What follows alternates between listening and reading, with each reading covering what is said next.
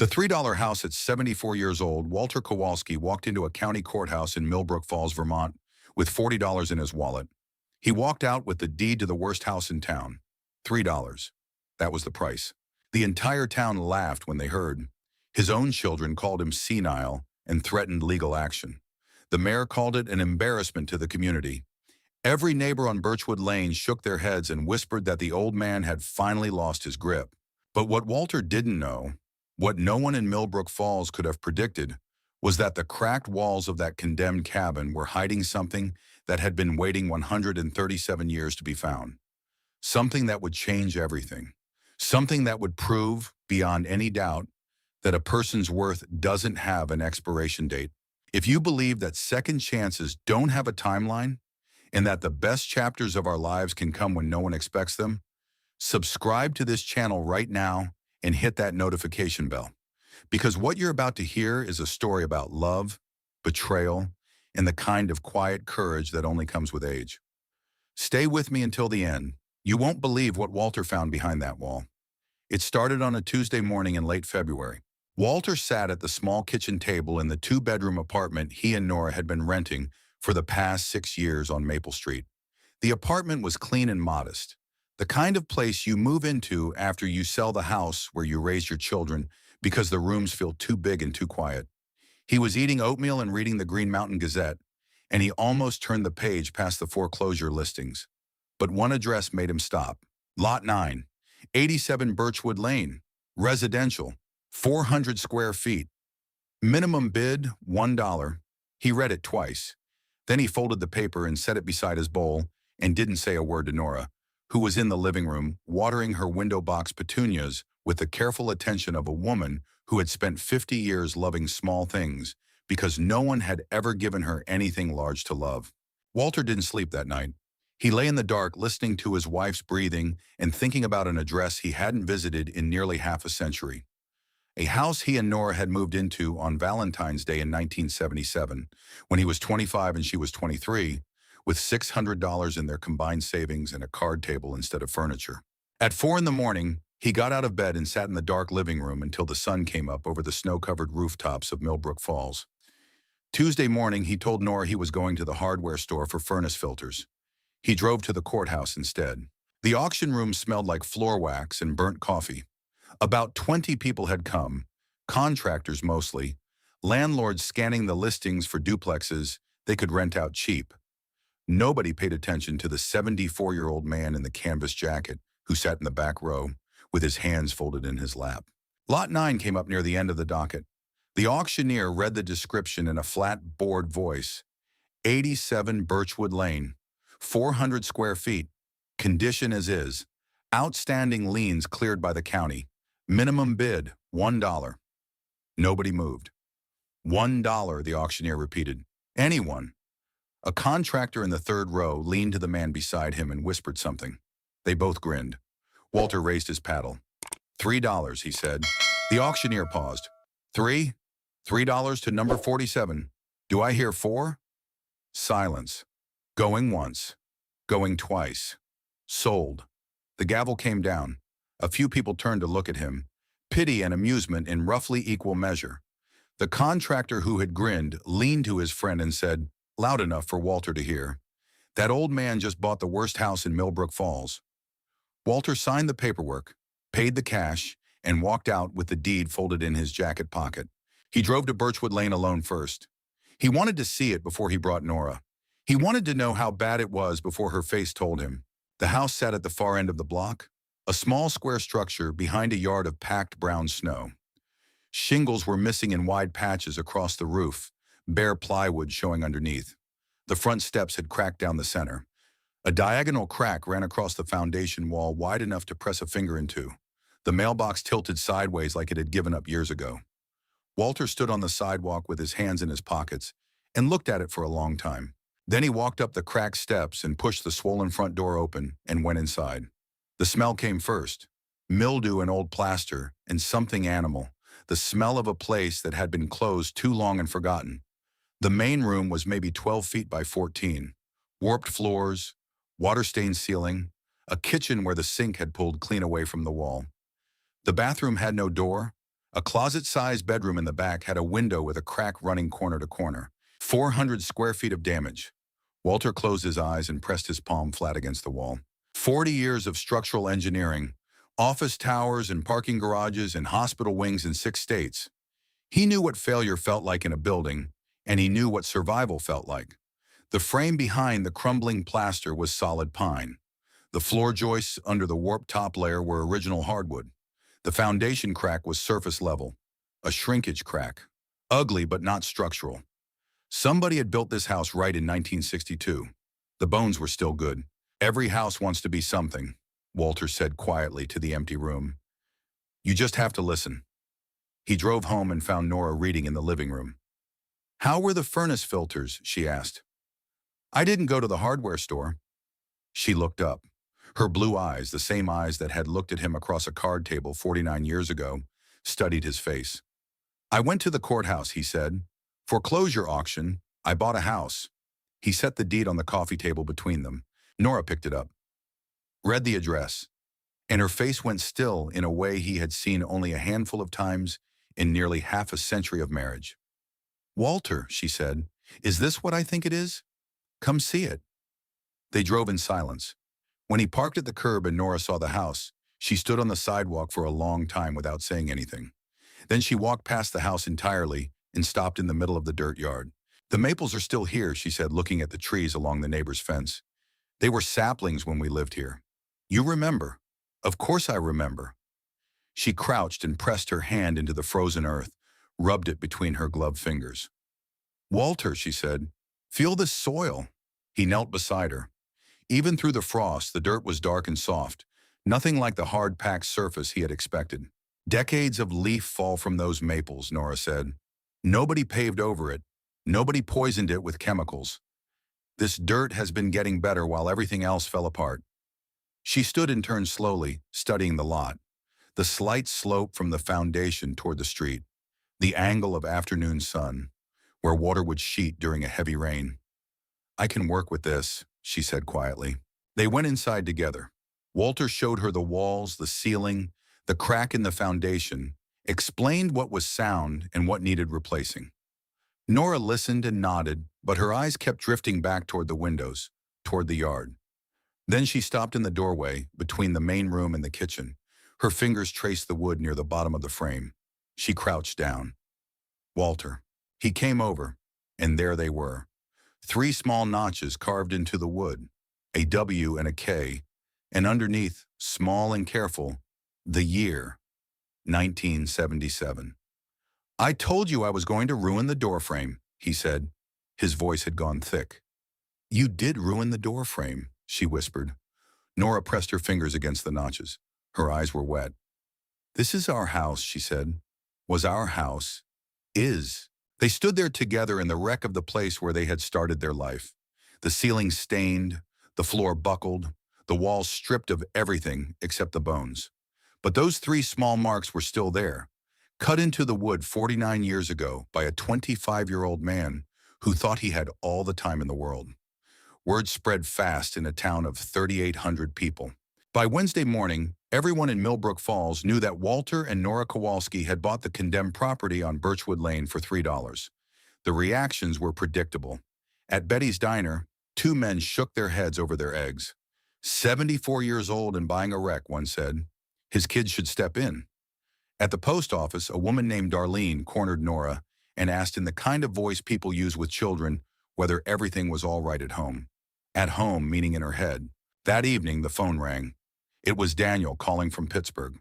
Their son, 46 years old, high school history teacher, 3 children of his own. Walter heard the patient voice before Daniel even said the words, the voice that made his jaw tighten. Dad, what is this I'm hearing about you buying a house for $3? That's right, a condemned house, Dad. Foreclosed. Different thing. Dad, Daniel drew the word out. You're 74 years old. Mom is 72. This isn't the time to start a project like this.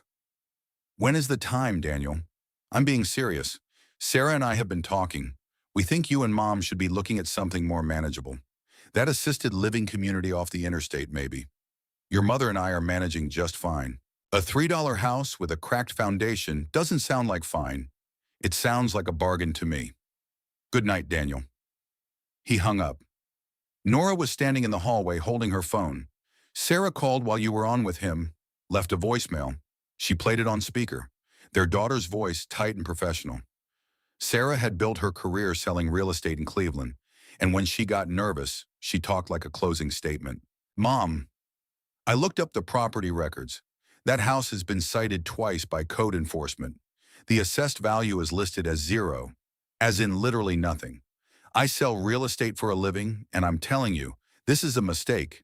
Call me back. Nora set the phone down. Walter followed her into the bedroom. She was sitting on the edge of the bed, and beside her was a cardboard box he hadn't seen in years. Inside were textbooks with cracked spines, rolls of tracing paper tied with rubber bands, and a diploma in a simple black frame. Bachelor of Science, Landscape Architecture, University of Vermont, 1976. I put this in a box when I was 23 years old, Nora said. She held the diploma in both hands. 50 years. That's how long a dream can wait if it has to. Walter sat down beside her.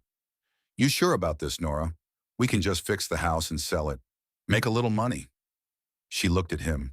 The blue of her eyes was steady now, clear in a way he hadn't seen in a long time. Walter, I have been planting petunias in window boxes for half a century and pretending that was enough. I drew rain gardens on napkins at restaurants. I redesigned every neighbor's yard in my head every time I went for a walk. I have been waiting for this and didn't know it until I saw that dirt. Then we do it, he said. We do it. They moved into the house on Saturday. 2 air mattresses, a camp stove, a cooler, 4 boxes of tools. Walter rigged a temporary water line from the outdoor spigot. The electricity worked, barely. 1 circuit, 2 outlets, a single overhead bulb. That first night, they lay on the air mattresses in the dark and listened. Creaks and settling, wind through the gaps around the windows, a slow drip from somewhere in the ceiling. People think we've lost our minds, Nora said. I know. Good. Means they're paying attention. Walter reached across the gap between the mattresses and found her hand. That night, lying on an air mattress in a cabin that smelled like forgotten dreams, Walter Kowalski made a promise to himself. A promise that would test everything he thought he knew about what a man his age could do. The first week was about survival in its most basic form. Walter woke before dawn each morning, not by choice, but because the cold wouldn't let him sleep past 5.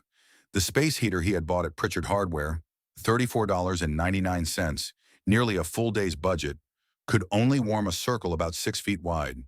He learned to do everything within that circle. Dress, eat, plan. The cabin's roof leaked in 6 places. He discovered this during the second night, when he woke to water dripping onto his sleeping bag. By morning, he had positioned every container they owned beneath the drips. 2 pots, a plastic bucket, a coffee can from 1998 that had somehow survived the move. The rhythm of water hitting metal became the soundtrack of their nights. His hands changed that month. The soft palms of a man who had spent 40 years behind a drafting table and then a computer became calloused, cracked, stained with hydraulic cement that wouldn't wash off no matter how hard he scrubbed. He looked at them one evening by lantern light and didn't recognize them as his own. His back protested when he straightened up each morning, the familiar ache that had been his companion for the past decade. His left knee, the one he had banged up on a job site in 1998, didn't appreciate ladders anymore. Every evening, he and Nora would sit on the cracked front step and eat soup from a can and not talk much, because talking took energy they didn't have. Their food budget was $40 a week. Bread, canned soup, eggs, a small pack of bacon on Sundays because Nora said a man couldn't work without bacon on Sundays. They ate most meals on their laps, sitting on overturned buckets by the space heater. The fold-down table Walter would eventually build didn't exist yet. The kitchen counter was a sheet of plywood resting on sawhorses. Nora had found 2 mismatched dinner plates at the Goodwill in Burlington for $1 each. They had 3 spoons, 2 forks, 1 knife. When someone needed the knife, the other one waited. The bathroom had no door for the first 3 weeks. Walter hung a bedsheet in the doorway. Nora stopped apologizing for needing privacy after the second day. It was their house, it was cold, and there was nobody else there. She cut her own hair in the bathroom mirror one evening. She had always gone to a salon on Fridays. For 50 years, $40 every 2 weeks, she counted in her head, was nearly half their food budget. She cut it herself with kitchen scissors, and when she was done, she looked at her reflection and didn't recognize the woman staring back. Shorter, rougher. Her hands on the scissors had been steady. She looked older. She also looked like someone who had stopped asking permission. She kept the scissors on the windowsill after that, a reminder. Walter washed his work clothes in the bathtub. He learned to wring them out in a way that didn't strain his back, using his weight instead of his arms. He hung them on a line he had strung across the main room. In the mornings, his shirts would be frozen stiff if he had left them too close to the window overnight. He learned that too. They bathed in the sink for 3 weeks until Walter got the water heater working. When the first real hot shower happened, Nora cried. She didn't tell him. She just cried, standing under the water for 5 minutes, and then she came out and put on her work clothes and went to stake the next terrace line. Some nights they talked about the apartment on Maple Street, the warm apartment they had given up, the apartment with a dishwasher and central heat and a bathroom with a door and a kitchen with more than 2 burners that worked. They didn't talk about going back. They just talked about it, remembered it, like people remember a friend who has moved away. Neither of them suggested quitting, not once. What surprised them both was how alive they felt, how the cold and the work and the pain in their backs and knees had woken something that the warm apartment had been slowly putting to sleep. Walter caught himself whistling one morning in early April, prying up a floorboard, and he stopped because he hadn't whistled in 15 years. He didn't even know what song it was. Nora caught him. She didn't say anything. She just smiled and went back to her sketchpad. The town watched them struggle with the particular attention small towns pay to oddities. Walter felt the eyes at the hardware store, heard the whispers at the gas station. A couple their age, alone, buying roof sealant and work gloves. They were waiting for them to fail, he knew. Waiting for them to give up and move back to wherever old people go when they can't take care of themselves anymore. He refused to give them the satisfaction. On the third day at Pritchard Hardware, Walter set a list on the counter. 16 bags of hydraulic cement, vapor barrier sheeting, treated lumber, roofing shingles, architectural grade, galvanized nails, caulk. The owner was a heavy man in his 60s with reading glasses on a chain around his neck. He picked up the list and read through it, then looked at Walter over his glasses. Kowalski, right. You're the one who bought the place on Birchwood. That's right. Walter pointed to the cement. Foundation's got a shrinkage crack. Diagonal, southeast corner. Surface level, no displacement. I need to prep, fill, and seal both sides. The man studied him a long moment.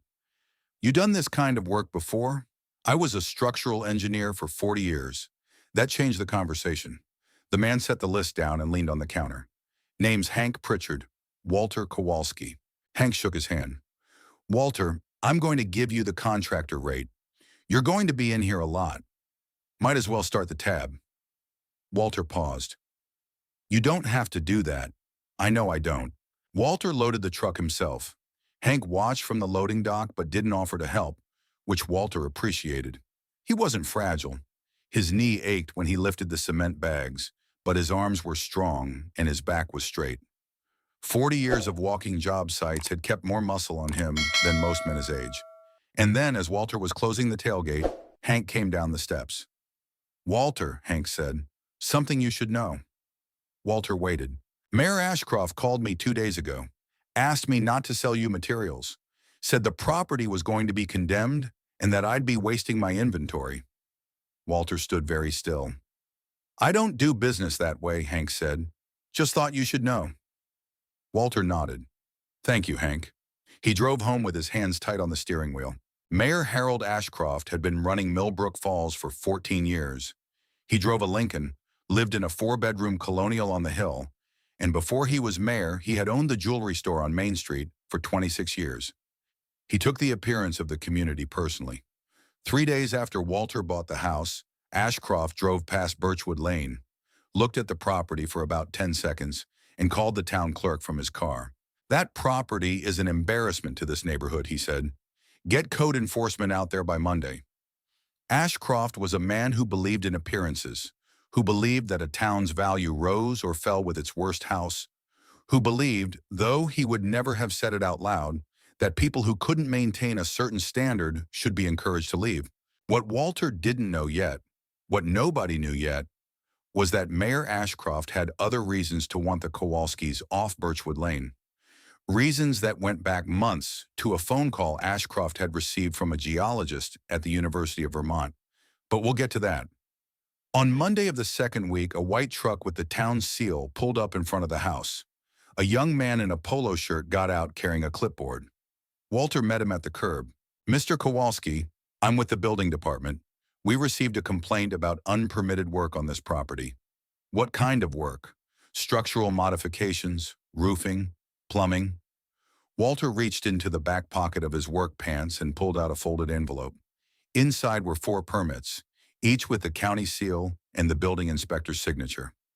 "I pulled these the day after I bought the place," Walter said, "before I drove a single nail." The officer looked through the permits, flipped the pages, checked the dates. His expression shifted from official to embarrassed. "These are all in order. I know they are. I've been filing building permits for 40 years. Who sent the complaint?" The officer hesitated. "I can't disclose that, sir." "You don't have to. I know who it was." The officer left. Walter went back inside and kept working. While Walter rebuilt the house from the inside out, Nora was studying the yard. She spent the first 2 weeks of March measuring, testing soil pH, mapping the sun exposure at different hours, sketching revised plans on the kitchen table every night after dinner. She worked by the light of a clip-on lamp because the overhead bulb had burned out and Walter hadn't rewired that circuit yet. The first deliveries arrived in the third week of March. Pallets of flagstone from a quarry 2 counties over. 50-pound bags of compost and soil amendments. Gravel for drainage. The plants would have to wait. Vermont soil wouldn't be ready for perennials until after the last frost in May. And even then, the native plant nursery 40 miles north had told her they couldn't ship prairie plugs until the first week of May at the earliest. That was fine. Nora had more than enough to do. The hardscape came first. The living things would follow when the earth was ready to receive them. Walter came out one morning to find the yard staked with string lines and surveyor's flags. "Looks like a construction site," he said. "It is a construction site. Before I forget, if you're still with me, go ahead and hit that like button. Just a small thing, but it tells YouTube that this kind of story, about people who refuse to be written off, deserves to be heard. Thank you." Now let me tell you about the morning the fire truck came. It was a Thursday in early April. Walter climbed the ladder at 6:30 in the morning to start stripping the old shingles off the south side of the roof. He moved carefully, favoring his left knee on the rungs. But once he was on the roof, his footing was sure. He had walked steel beams 30 stories up. A 1-story residential roof was flat ground by comparison. By 9 o'clock, he had stripped half the south face. A neighbor across the street had been watching from his kitchen window. At 9:15, he called the fire department. The truck came with lights but no siren. 2 firefighters got out and looked up at the roof. Walter looked down at them. "Morning," he said. "Sir, we got a call about an elderly person in distress on a rooftop. Do I look distressed?" The younger firefighter squinted up at him. Walter was crouched on the roof deck with a pry bar in one hand and a handful of nails in the other, balanced on his boots, perfectly comfortable. "No, sir," the firefighter said. "You look like you've done this before." "I have." "Go ahead and clear out. I'll be up here another few hours." They left. The neighbor who had called stood in his driveway looking sheepish. Walter waved at him and went back to work. That evening, a woman walked up the sidewalk with a thermos in her hand and stopped at the edge of the yard where Nora was spreading compost on the first terrace bed. "You need help." Nora looked up. The woman was in her 70s, thin, silver hair pulled back. She wore a canvas barn coat that had seen better days and boots that had seen better decades. "I'm all right. I didn't ask if you were all right. I asked if you needed help." Nora sat back on her heels. She wiped her forehead with her wrist. "You know anything about laying stone? I was a nurse at Burlington General for 41 years. I know how to carry things and follow directions." Nora smiled for the first time in 3 weeks. "I'm Nora, Ellie Marsh. I live 2 doors down." Oh. Ellie came into the yard and crouched beside her. They worked together for an hour, fitting stones into the first terrace wall, adjusting angles, packing gravel behind each course for drainage. Ellie was quiet and capable, and she didn't ask questions until they stopped for water. Where did you learn to do this? Ellie asked, sitting on an overturned bucket. School. What kind of school teaches you to build rock walls? The kind where you get a degree in landscape architecture. Ellie stared at her. You have a degree in landscape architecture. Got it when I was 22. Then I got married and I put it away. For how long? 50 years. Ellie was quiet for a long moment. 50 years of sketches nobody ever saw, on napkins, in the margins of grocery lists, on the back of my checkbook when I was waiting at the bank. I could tell you the drainage flaws of every park in this county, and I never said a word to a soul. Ellie looked at the staked yard, the string lines, the terrace walls taking shape. Well, she said, you've got one now. She came back the next morning with another thermos, and the morning after that, and the morning after that. The month of March was cruel. The space heater gave out on a Wednesday night, and Walter didn't have the cash to replace it for 5 days. They slept in their coats. They slept in their boots. Nora boiled water on the camp stove in the morning just to have something warm in her hands. She didn't complain. Walter didn't either. But one night around 3 in the morning, he woke up and she wasn't beside him. He found her at the kitchen table. She had the diploma on the table in front of her, and she was crying in the quiet way women cry when they don't want anyone to hear, her shoulders shaking, one hand pressed against her mouth. Walter sat down across from her. He didn't say anything for a long time. 50 years I waited, she finally said, and our own son thinks I'm too foolish to be trusted with my own life. He thinks that about both of us. I know. But, she wiped her face.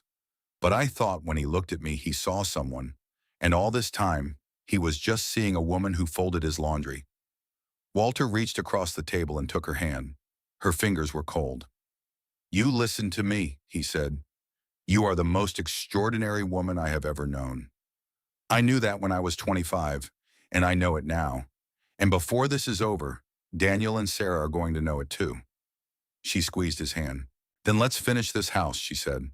What Walter didn't tell her, because he didn't want her to worry, was that 3 nights earlier he had sat on this same chair, at this same table, in the dark, and he had looked at the diploma and the cracked walls and the snow pressing against the window. And for one long moment he had wondered if everyone was right, if he was too old, if this was a foolish thing. He hadn't cried in 30 years, but he had come close that night. Then morning had come, and with it the same thing that always came, the work, and the stubborn refusal to let them win.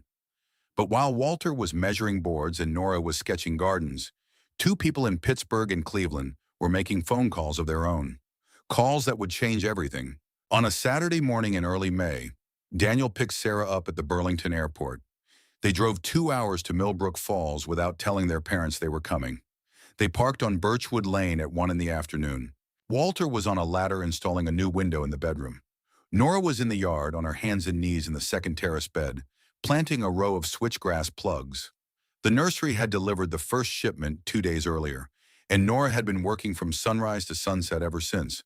Ellie was beside her, tamping down soil around each plant.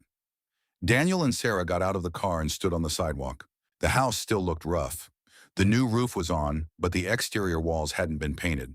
The yard was torn up, half-built terrace walls and bare dirt and stakes and string everywhere. Sarah looked at her mother, 72 years old, kneeling in the mud with dirt caked under her fingernails. She looked at her father on a ladder, 74 years old, installing a window with a cordless drill in one hand and a shim in the other. She looked at Daniel. This is worse than I thought, she said. Nora heard the car doors and looked up. Her expression tightened. Walter, she called. He looked down from the ladder and saw his children standing on the sidewalk with matching concerned faces. He set down the drill and climbed down slowly, his knees stiff from the rungs. Daniel, Sarah. He wiped his hands on his work pants. Would have been nice to get a phone call. We wanted to see for ourselves, Daniel said. Ellie stood up, brushed off her knees, and quietly excused herself. She walked 2 doors down and went inside her own house and watched from her kitchen window. The 4 of them went inside. Daniel stopped in the doorway. The inside of the house wasn't what he had expected. The drywall was up, unpainted still, but level and square. The floors were half finished, patches of restored white oak next to sheets of bare plywood. A fold-down table hung from the kitchen wall, and built-in shelves lined the main room, each one level and perfect. The ceiling was clean, no stains, new insulation above it. The kitchen had a working sink, a small stove, a refrigerator humming in the corner. Daniel had expected a disaster. This looked like a renovation. Sarah came in behind him. She ran her hand along the built-in shelving. "Your father," Nora said. "All of it."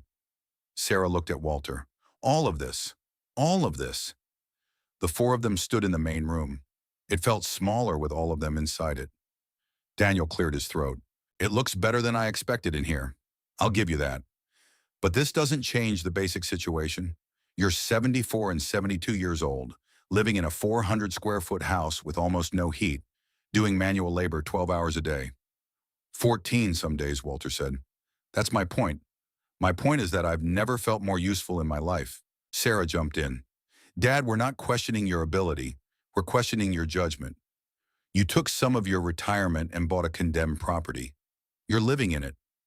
The yard looks like a bomb went off." "The yard looks like a construction site," Nora said quietly. "Because it is one, Mom." Sarah's voice softened. "We love you, both of you. We just think this might be too much. Daniel and I have been talking about some options." "What kind of options?" Walter asked. "There's a very nice assisted living facility outside Pittsburgh," Daniel said. "Private rooms, a garden area, activities. We could sell this property, probably get your $3 back, and use the proceeds from your apartment lease to cover the first year." The room went quiet. Walter's jaw worked, but he didn't speak. Nora did. Daniel, Sarah. "Sit down." They sat on the storage bench. Nora went to the bedroom and came back with the cardboard box. She set it on the fold-down table and opened it. "This is my diploma," she said, holding up the framed certificate. "Bachelor of Science in Landscape Architecture, University of Vermont, 1976. She set it on the table. "These are my design textbooks." She pulled out two thick books with cracked spines and post-it notes bristling from the pages. "And these are my original sketches from school." She unrolled a sheaf of tracing paper and spread it across the table. Daniel and Sarah stared. "I earned this degree when I was 22 years old," Nora said. "I gave it up when I married your father in 1977 because that's what women did. I have spent 50 years designing landscapes in my head without ever putting a shovel in the ground. I drew them on napkins, I dreamed them in church. I corrected them in the grocery store parking lot while I was waiting for your father to come out with the milk. And I never said a single word to a single soul for 50 years." She pointed out the window at the torn-up yard. "That is the first real project I have ever built. I designed it. I engineered the drainage. I selected every plant based on soil type, sun exposure, and bloom sequence. It is professional work, and you want me to leave it for a garden area at an assisted living facility." Daniel opened his mouth, closed it. "Your father," Nora continued, "has been a structural engineer for 40 years. He designed load paths for buildings that are still standing in 6 states. The work he is doing on this house is the same work he did his entire career. He is not confused. He is not in decline. He is building." She looked at both of them. "Your father and I aren't losing our minds. We're finally using them." Sarah's eyes had filled with tears. "Mom," she said, "I didn't know. You never asked. That landed hard." "Mom," Sarah said, "there's something else." "What?" "Daniel and I talked to a lawyer about conservatorship." Walter's hand tightened on the back of the chair. He didn't speak. Nora went very still. "Conservatorship," she said. "We were worried." Sarah's voice was small. "We were going to protect you." "Protect us from what?" Sarah didn't answer. Nora reached across the table and took Sarah's hand. "Sarah, look at me. I raised you. I loved you. I gave you 44 years of my life, and you were willing to take my rights away because I bought a house you didn't understand." Sarah was crying now. Daniel wouldn't meet his mother's eyes. "Go home," Walter said quietly. "Both of you. Go home. Think about what you were about to do. And when you've thought about it, you come back. But not before." They left without hugs. Sarah cried all the way to Pittsburgh. Daniel didn't speak until they crossed the state line. "Did you know," Sarah asked, "about the degree?" No, I sell houses for a living, she said. I looked right at that yard and I didn't see it. I know, me neither. That night, Nora sat on the storage bench in the living room and didn't speak for a long time. Walter sat beside her. What happened next would be talked about on Birchwood Lane for the next 20 years. Because while Sarah cried in her brother's car and Daniel stared at the highway, Walter was still inside the house. And the next morning, when he went back to work on the bedroom wall, he would discover something that would change the whole story. If you're still with me, go ahead and leave a word in the comments. Just one word. How do you feel right now? I want to know, because the best part of this story is about to begin. It was a Tuesday in mid-May when Walter heard it. He was in the bedroom, prying up the last of the warped floorboards in the southeast corner. He had been working on the same section for 2 days. The boards here were strange, older than the others, cut differently. He had assumed someone had done a patch job 30 years ago. He tapped the board with the pry bar. The sound was wrong, not the solid thud he had been hearing all morning. A hollow echo. He stopped. He knocked on the wall experimentally. Solid. Moved 2 feet to the left. Solid. Moved back to where he had heard the echo. Hollow. He stood up slowly, his knees stiff. Nora, he called. Come here a minute. She came in with garden soil on her knees. Listen to this. He tapped. The hollow echo came back. There's a space behind this wall, he said. They tried to find it that afternoon. Walter examined the boards more carefully. They were slightly different from the rest. Older, maybe, installed at a different time. He spent 2 hours measuring, comparing, looking for seams. Nothing. For 3 days he tried to ignore it. He had enough to worry about without chasing sounds in walls. The roof needed its final coat. The exterior still needed paint. But on the 4th day, while lying awake at 3 in the morning, he couldn't stop thinking about it. At dawn he got up and went back to the bedroom. He almost gave up, almost convinced himself he had imagined the whole thing. But then Nora noticed something he had missed. A small marking, nearly invisible under decades of dirt. Letters, maybe, or numbers. Look, she said. He leaned close. In the grain of the wood, faint scratches. They formed what looked like Roman numerals. 1887. It took them another week to find the mechanism. Not a door, not a panel. A series of boards that, when pressed in the right sequence, released a hidden latch. They discovered this by accident. Ellie Marsh had come over to help Nora carry stones. She leaned against the wall in frustration after carrying her 10th piece of flagstone, and the click was so soft she almost missed it. What was that? Ellie said. Walter was in the other room. He came running. Do that again, he said. Ellie leaned against the same spot. Nothing. They spent the rest of that afternoon pressing boards in different combinations, and finally at 6 in the evening, the click came back. A panel of wood, 4 feet tall and 2 feet wide, released along an invisible seam and swung inward. Behind the panel was a space about 2 feet deep, and in that space, wrapped in oilcloth that had somehow survived the decades, was a cedar box. Walter carried it out into the light. His hands were shaking. Part of him expected it to be empty. Part of him expected old letters, forgotten photographs. Part of him was afraid to look. He set the box on the fold-down table. Nora, he said, you open it. She untied the cord, lifted the lid. Inside were papers, yellowed, brittle, faded ink. And beneath the papers, a rolled parchment, thick and strong, tied with a leather thong. Nora lifted out the papers. The first one was a letter. She read it silently, then aloud. To whoever rebuilds this house with love and restores what time and neglect have tried to take. What I leave here is yours. I built this house in the year of our Lord 1887 on land that I surveyed and drew and that I have loved more than any other place on this earth. If you have found this, then you are a person of patience, and patience should be rewarded. Signed, Josiah Birchwood.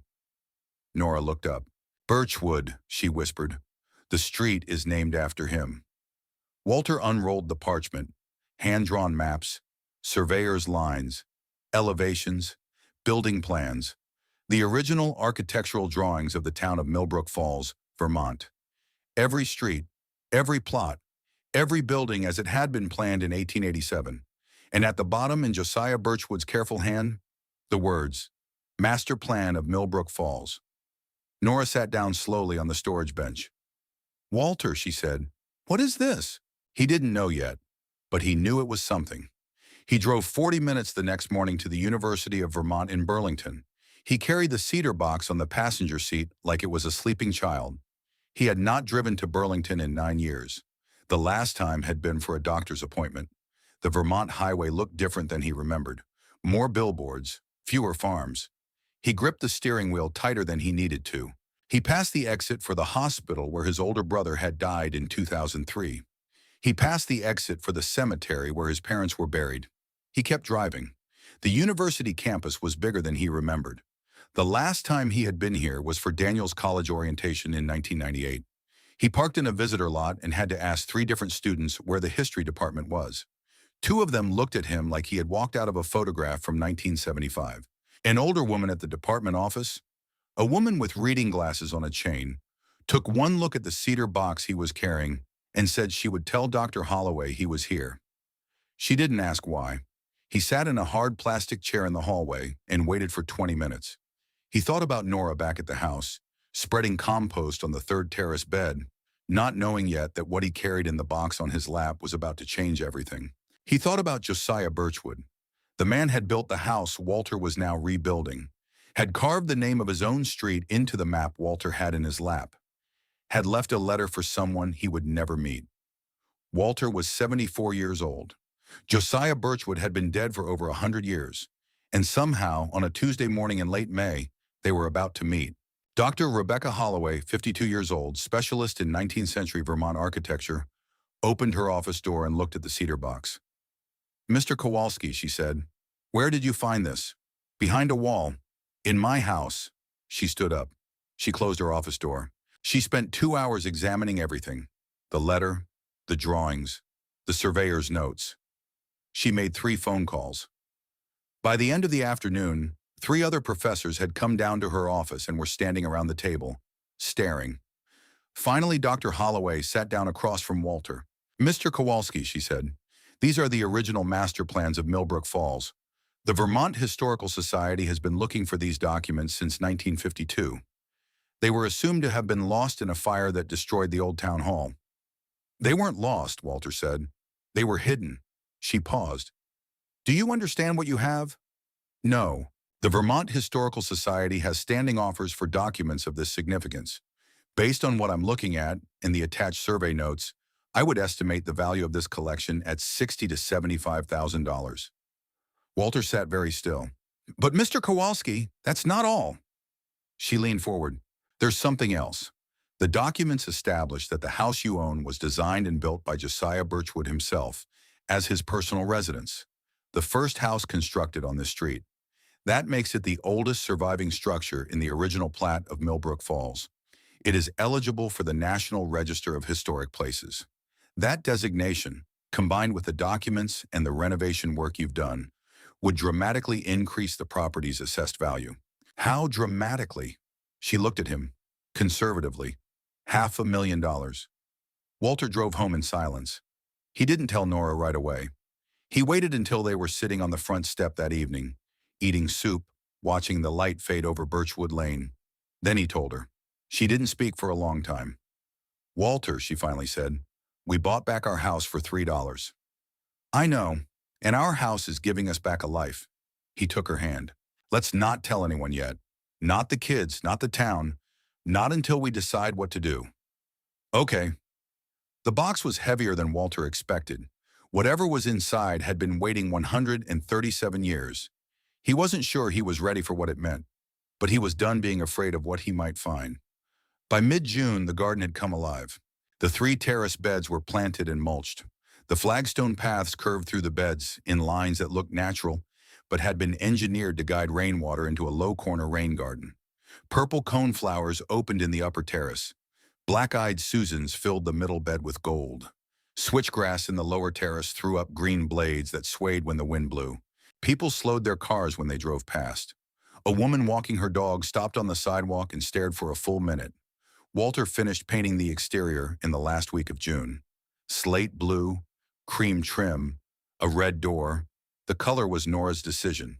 A man from Betty's diner drove up one afternoon and rolled down his window. Kowalski. That you? That's me. I owe you an apology. I said some things in February I shouldn't have. This looks good. Walter nodded. Thank you. Your wife do all that. The man pointed at the garden. Every bit. The man shook his head. Well, tell her it's the best-looking yard on the street. It's the best-looking yard in town, Walter said, but I'll pass it along. In early July, a woman from the county newspaper came, Rebecca from the Green Mountain Gazette. She interviewed them for an hour, took photographs. A week later, the article ran on the front page. The $3 house. Retired couple transforms Millbrook Falls. Worst property into its best. The article spread online. 4,000 shares in 2 days. A garden club from 40 miles south scheduled a field trip. And then, on a Wednesday afternoon in late August, a phone rang. Mrs. Kowalski, my name is Claire Brennan. I'm a features editor at American Home and Design magazine. We saw the article about your property. We'd love to send a photographer and writer for a feature piece. Nora leaned against the kitchen counter. Through the window, she could see the garden she had designed and planted with her own hands. The garden that had used a degree she had earned at 22 and waited half a century to use. Yes, she said, we'd be open to that. But on the same day the magazine photographer was due to arrive, an envelope came in the mail from the town hall. Walter opened it at the kitchen table. He read it twice. Nora, he said, what is it? Eminent domain. The town of Millbrook Falls is proposing to acquire our property for public use. Compensation offered. $8,000. Nora came over, read the letter, sat down slowly. For public use, she read, $8,000. Why would they? She trailed off. Walter, why now? I don't know. But I'm going to find out. We're approaching the moment everything changes. If you haven't subscribed yet, this is your chance. Hit that bell, because what happens next, nobody in Millbrook Falls could have predicted. The phone rang that evening. It was Daniel. Dad. I saw the magazine article online. There's a feature coming out. That's right. Dad, He paused. Sarah and I have been talking. Walter waited. We want to come up. This weekend. Not to argue, to listen, if you'll let us. Walter looked at Nora across the kitchen. She nodded slowly. Come, Walter said. They arrived Saturday morning. No ambush this time. They came to the door and knocked like guests. And when Nora opened it, Sarah hugged her and didn't let go for a long time. They sat at the fold-down table. Walter poured coffee. Mom, Sarah said. Dad. Before anything else, I want to say I'm sorry. I didn't see you. I looked right at you for 44 years, and I didn't see you. Nora's hand shook slightly as she set down her cup. Daniel cleared his throat. We pulled the conservatorship paperwork. We never filed it, but we shouldn't have had it drafted in the first place. I know, Walter said. But something else is going on, isn't it? Daniel said. You look tired. Walter hesitated. Then he got up, walked to the kitchen drawer and brought back the eminent domain letter. Daniel read it, passed it to Sarah. Sarah read it twice. Dad, she said. Her real estate voice was back, but this time it was on his side. This is not right. This valuation is absurd. I've worked on eminent domain cases. You don't offer $8,000 for a property on the National Register. Something is wrong here. Walter looked at her. You believe me. Dad, I look at this letter with my real estate license on the line and I'm telling you, something is wrong. Daniel set down his coffee. Tell us everything, he said. Start at the beginning. Walter did. The auction, the foreclosure, the carved initials, Nora's diploma. Hank Pritchard telling him the mayor had tried to block his materials, the hidden cedar box, Dr. Holloway at the university, the estimated $500,000 valuation. When he finished, Daniel sat back in his chair. Dad, Sarah, we need a lawyer. I know a man, Walter said. Tobias Whitfield, retired county attorney, plays tennis at the community center. We've had coffee a few times. Call him, Daniel said. Tobias Whitfield was 70 years old. had practiced law for 43 years, and had retired 2 years ago when his wife Margaret got sick and then passed. He lived alone in a small brick house on the other side of town. He was tall and thin, and he wore the same gray cardigan in every season except summer. He came over that afternoon. He read the eminent domain letter. He listened to Walter's story. He looked at photographs of the cedar box contents, which Walter had photographed before taking to Dr. Holloway. Then Tobias Whitfield said something that changed everything. Walter, did you know that last fall, Mayor Ashcroft quietly purchased 4 properties on Birchwood Lane through a limited liability company? Walter stared at him. I didn't. My former secretary works at the county records office. She mentioned it last month over coffee. She thought it was strange. 4 properties in 8 months, all on the same street, all purchased by an LLC called Ashwood Holdings. Guess who the registered agent is? Ashcroft, his brother-in-law. And guess who owns 40% of the LLC? Ashcroft. Yes, Daniel whistled low. There's more, Tobias said. Dr. Holloway at UVM. Back in October, a geologist at the same university circulated preliminary findings about the historic significance of the original town grid of Millbrook Falls. Those findings were shared with a few local stakeholders, including, I imagine, the mayor's office. Wait, Sarah said, so the mayor knew. He knew that the original plat of Millbrook Falls had historic significance. He knew that any structure on the original plat, if documented, would be eligible for the National Register.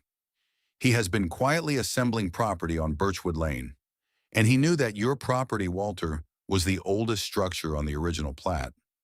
But he didn't know about the box, Walter said. No, Tobias said, but he knew the street had value he could unlock with the right paperwork. And he knew an old couple who bought a condemned property for $3 wouldn't know any of it. Walter sat very still. He was going to run me off, Walter said. Take the property for $8,000. Hold it. Then file for historic designation himself. Yes, that, Daniel said quietly, is fraud. Conflict of interest at the very least, Tobias said, and a violation of Vermont ethics statutes for elected officials. A town council can't vote on eminent domain when the mayor who proposed it has a personal financial interest in the outcome. What do we do? Nora said. Tobias set his coffee down. There's a public town council meeting in 2 weeks. He'll expect you to accept the offer. He'll have the votes lined up. What he won't expect. Tobias smiled for the first time that afternoon. What he won't expect is what you're going to say when you stand up. For the next 2 weeks, the Kowalski family prepared. Sarah used her real estate background to track down every property Ashcroft had purchased through Ashwood Holdings. Dates, amounts, transfer records. Daniel, the history teacher, researched every precedent he could find. Walter pulled his permit history. Dr. Holloway provided a signed statement about the historic documents. Hank Pritchard signed an affidavit about Ashcroft's phone call, telling him not to sell Walter materials. Ellie Marsh signed a statement saying Ashcroft had tried to buy her house last October. Tobias organized everything into a binder. Nora didn't help with the legal work. She finished the garden. She planted the last rows of asters the week before the meeting. She trimmed the clematis she had trained up the trellis beside the front door. She swept the flagstone paths. She stood in her yard at sunset and looked at everything she had built in 6 months. And she thought, this is mine. No matter what happens Thursday, this is mine. The public council meeting was scheduled for Thursday evening at 7. The town hall filled up early. Word had gotten around. The Green Mountain Gazette sent 2 reporters. The garden club came. Ellie was there. Hank was there. Dr. Holloway drove down from Burlington. Tobias sat in the front row in his gray cardigan.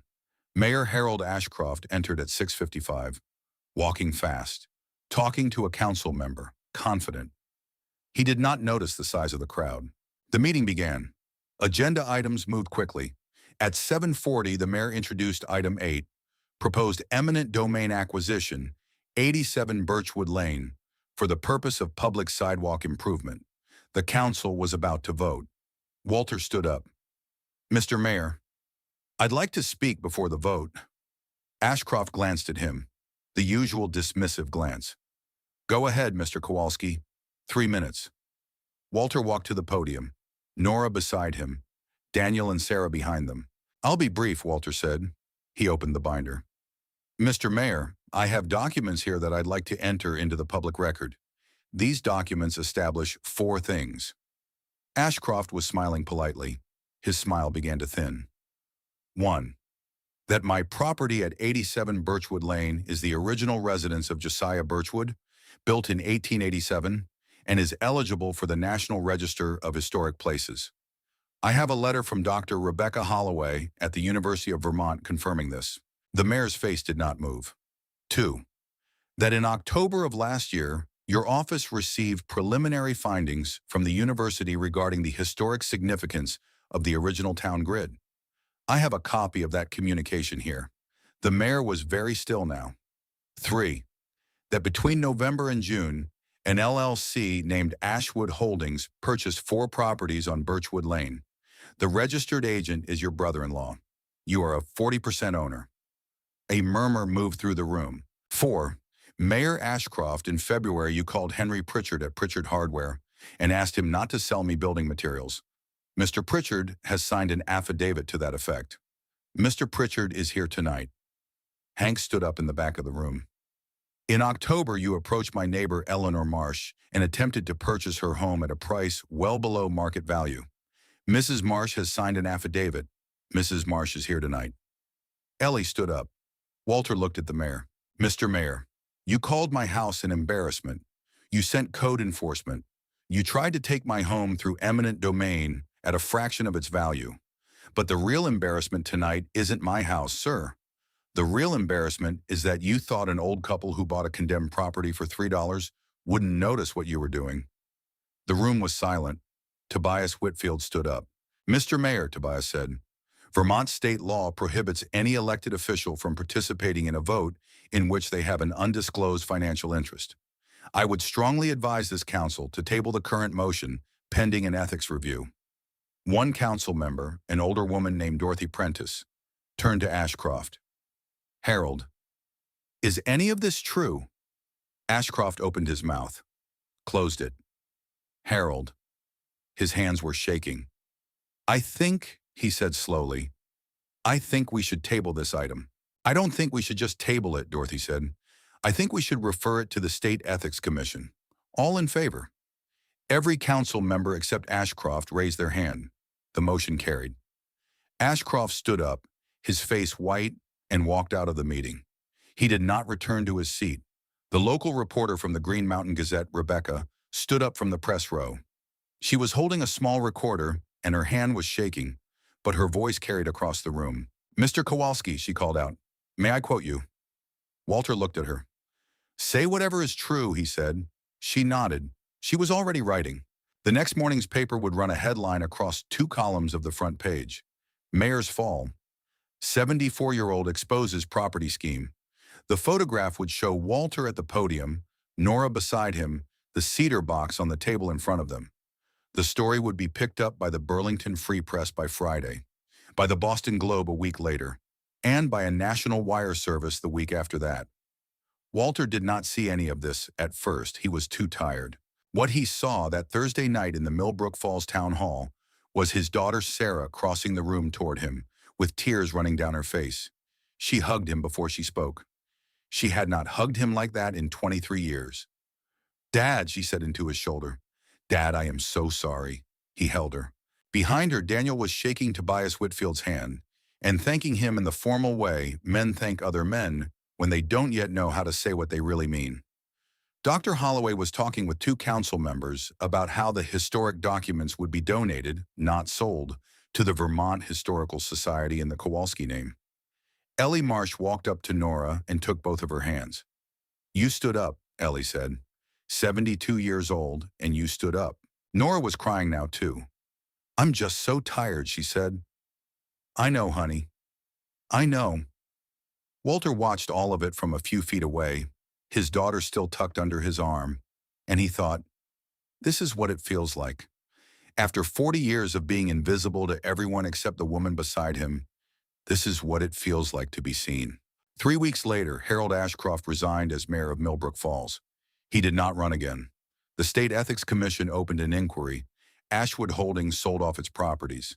Ashcroft moved with his wife to her sister's place in Florida and was not seen in Millbrook Falls again. The magazine feature came out in November. 6 pages. Full color. The headline read, $3.50. The House That Waited. The county assessor came in January. The reassessment letter arrived 3 weeks later. Walter opened it at the kitchen table. Nora looked up from her sketch pad. 520,000, Walter said. She set down her pencil. For 400 square feet. For 400 square feet. With a professionally designed landscape and documented historic significance and national media attention. Nora was quiet for a long time. Walter, she said, do you remember what we paid for this house the first time? $11,800 in 1977. And the second time, $3, and now, $500,000. She stood up, walked around the table, and kissed him on top of his head. What are we going to do with $500,000, she asked. Walter smiled. We're not selling. Good. The following spring, Birchwood Lane looked different. Ellie's house had fresh, white paint and new window boxes. The man across the street had torn out his sagging chain-link fence and put in a low cedar rail. 2 houses down, a young couple had replaced their gravel driveway with a flagstone path. They had asked Nora for advice on the layout. She had drawn them a sketch on the back of a paper bag.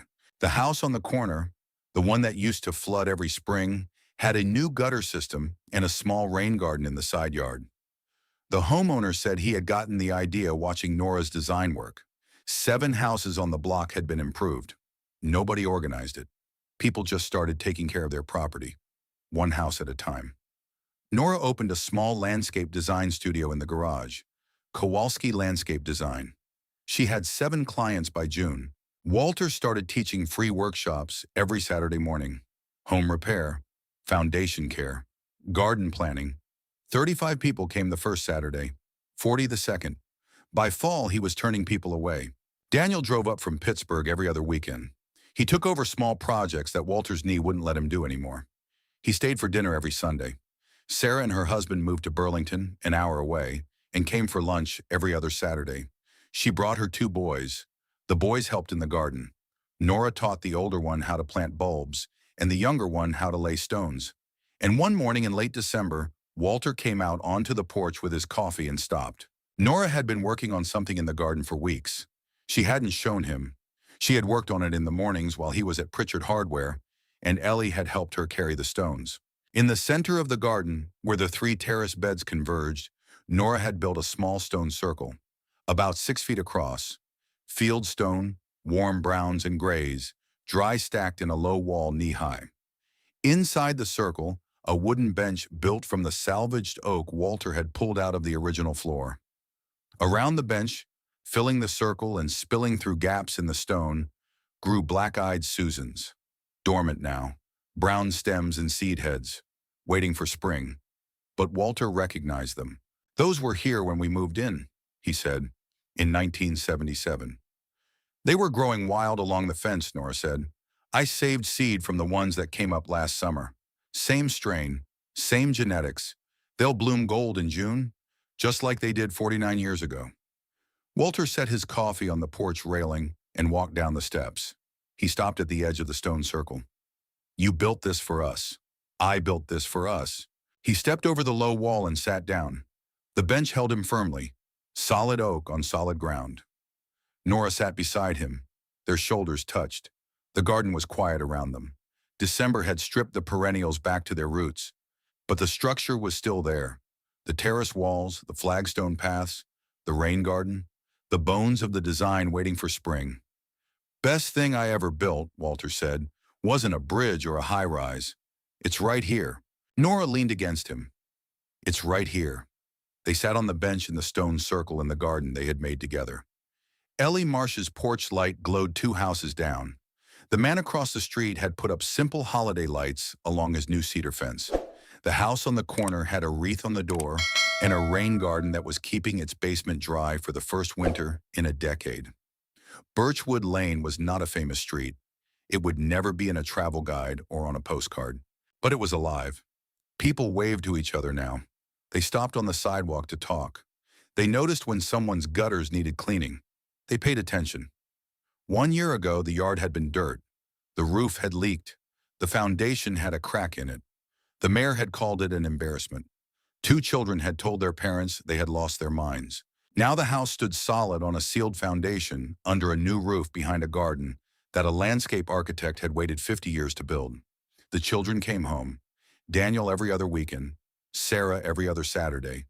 The neighbors took care of their homes. The mayor was gone.